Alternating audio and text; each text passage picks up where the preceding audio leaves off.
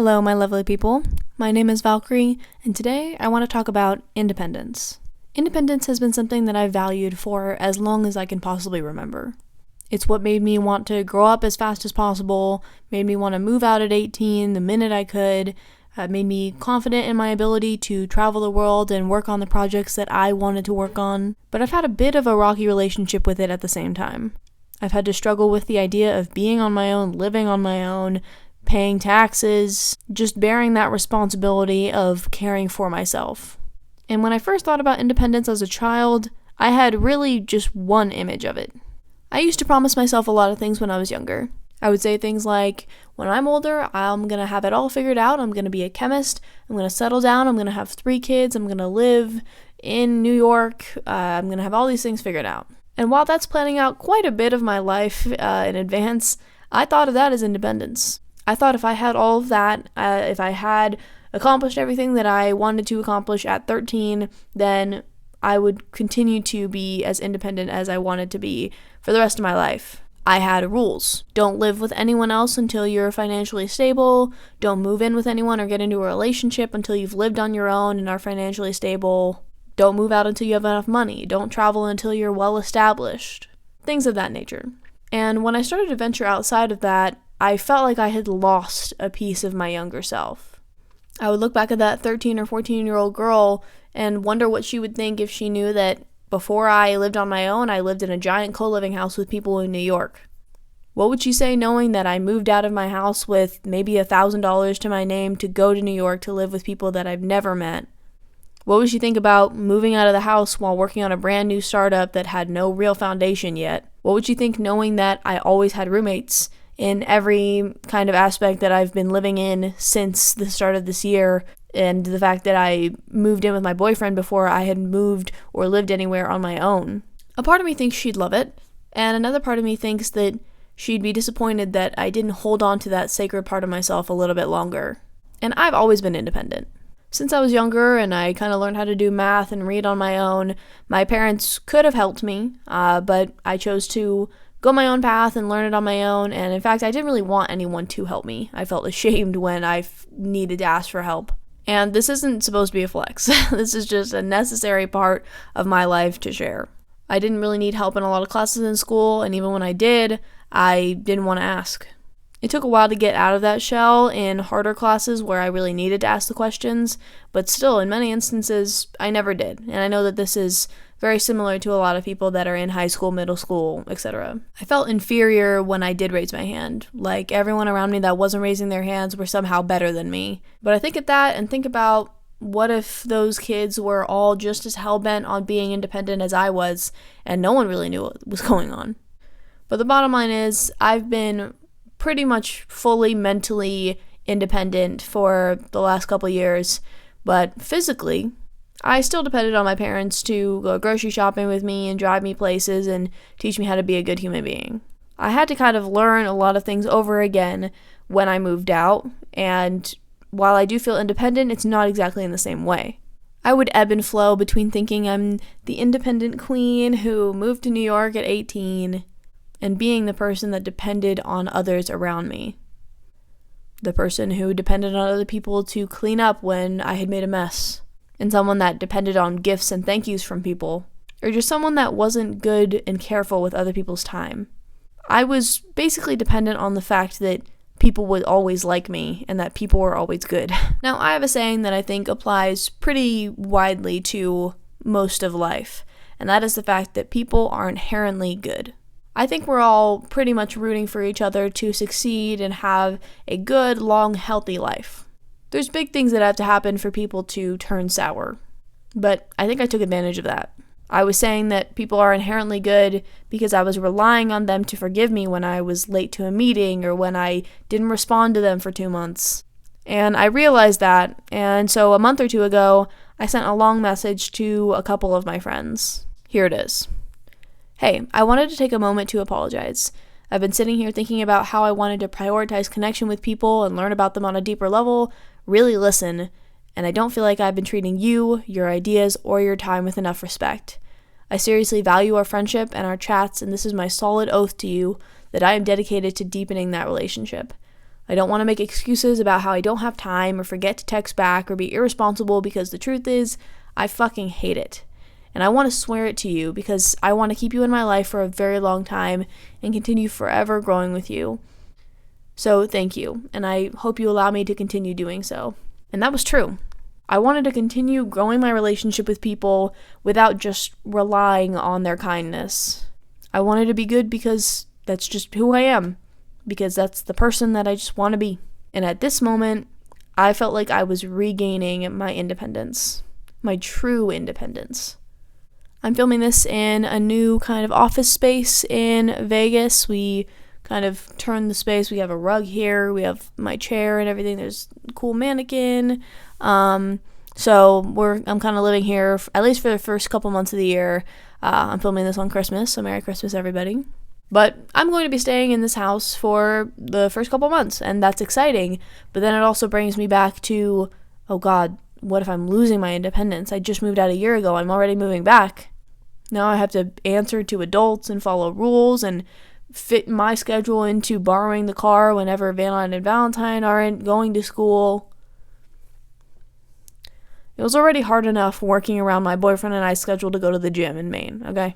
And when I originally got to the house to set up, I was worried. I was super concerned about having a ton of distractions and having people around me all the time and not being able to work properly and just being super stressed out. And I started to think maybe it is worth just moving to another place but being in the same city as my parents.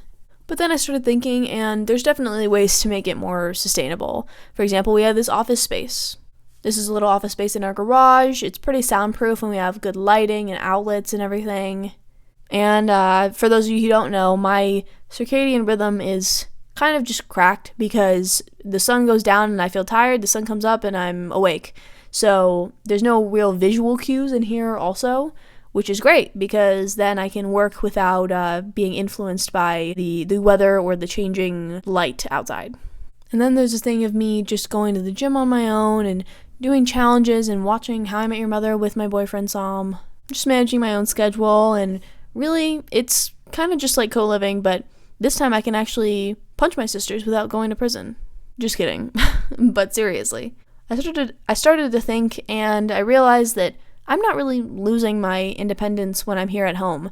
I'm more so reinventing how I think of independence and how I think of independent work in our home. And I'm pretty happy with the setup, I'm not gonna lie. And then there's the relationship part of things. I absolutely love my boyfriend. We've spent the last 2 months living in Maine, and for those of you who don't know, I was in Maine because we both do remote work and decided, hey, Maine is cool, maybe, but really the overarching goal was to find some place without any distractions to really just work pretty critically for the last 2 months of the year. And those 2 months have been absolutely magical. I cried for a straight 2 hours before I had to leave Maine for a week for a Vegas conference. So you can imagine how much I was upset when I had to leave to come back to Vegas. I'm extremely proud of him, and he's going to be in San Francisco in about a month, so not too far away, same time zone. That'll be great. And then there's the part of me that's like, damn, you're so attached to this boy. Now, don't you feel like you're losing a bit of your independence there? And you know what? Screw that part of me. There's something magical about being with someone that you love and adore so much and filling your time with their laughs and their smiles and being able to just have fun no matter where you are. And Sam and I have grown up long distance with each other. We're just finished our 8 months together, you know. And even when you're apart, you can laugh with them and cook with them and shop and you know, do a lot of the things that you would do when you're in person. Obviously, it's not as great, but we'll make it work. And there's nothing wrong with losing a little bit of my independence for that wonderful feeling. I love the fact that I talk to him all the time and that I've lived with him before I lived on my own somewhere. I love the fact that we've grown so much together and will continue to grow together even when we're apart like this. And I know that us being apart now is only a little piece of the puzzle. And honestly, I'm pretty scared to live on my own. And it's not because of a loss of independence. It's more so because I've realized that I just don't bode well when I'm not around other people. Being around people is what makes me feel whole. I would hate to come home to a house that's empty. And I even hate to think about what happens when I'm at home and Psalm's not there or my parents aren't there, and it just creates this really empty feeling inside of me. I work best when I know people are around me in the general vicinity. I can walk out of this garage and talk to someone. That doesn't mean I always do, but I think it's a good outlet, a good door to kind of have slightly open. This is what keeps me sane, and it's also the reason why I realized living on my own doesn't mean I'm independent.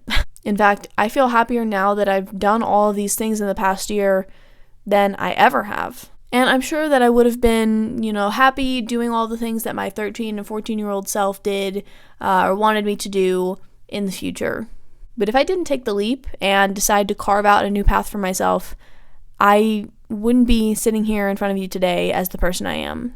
The memories that I have from this year are absolutely surreal, and I love reminiscing on them. I'll input a little picture of my vision board from last year and all of the things that we did. We kind of wrote down all of the things that reminded us of this year, and I fully feel like I've regained my independence. I think it'll come in waves where sometimes I do and sometimes I don't feel as independent, but for now, I'm extremely proud of how far I've come, and I'm not even close to finished. I wanted to end off with a little bit of a quarterly update. First off, Ember-Bazaar. For those of you who don't know, Project Firefly is something that we've put on hold. I was working on it with Jesse because of a few hiccups in the process, but now we've kind of transferred to something that is more geared towards wildfire prevention instead of wildfire suppression, and that is Ember-Bazaar. Land management and wildfire prevention is the root cause of a lot of problems within the wildfire space. We are currently building a marketplace that allows landowners and land tenders to accept and post jobs, kind of like an Upwork, but for land management and reducing wildfire risk. We're building a prototype right now and organizing a pilot project, and are probably going to raise in the next year. And we're going to be testing out our approach in Central California and are super excited about how it's going from here. So stay tuned for that. Also, I'm officially writing my book chapter by chapter. I'm already 80 pages in. I spent the last 3 months storyboarding, building out the world, talking to people, figuring out the physics behind it, how I could explain it. And it's been an amazing process so far. I plan to have the draft all finished before I leave Vegas, so, by the end of February, beginning of March is kind of where I'm aiming. But I'm really glad I did the prep work beforehand because it is making it so much easier to write.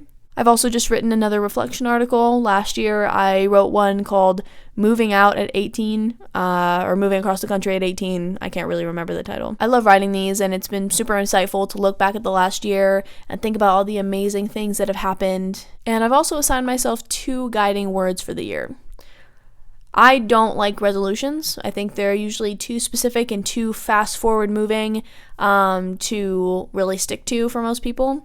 So instead, I assign myself 2 pretty broad words that mean a lot to me, but might not seem as influential to other people. These are just things that I want to focus on, less specific goals, but things that I will prioritize throughout the year. Last year, it was connection and mindfulness.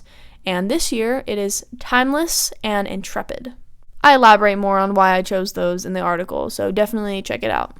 And another great thing I'll be keeping up is this YouTube channel. It's been great seeing people enjoying the content that I post. I really like making videos, regardless of the views, regardless of how anything else pans out. It's just a nice outlet for me to be able to talk to the camera and record and just, practice some of my editing skills.